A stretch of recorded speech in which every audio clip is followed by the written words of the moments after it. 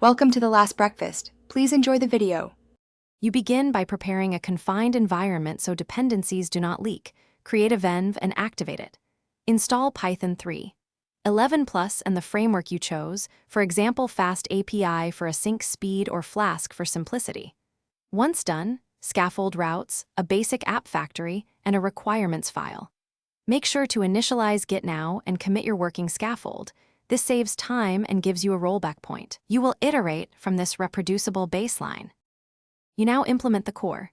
Define your endpoints and data contracts, because clear contracts prevent rework. Connect an ORM like SQL Alchemy and create migrations with Alembic so schema changes are versioned.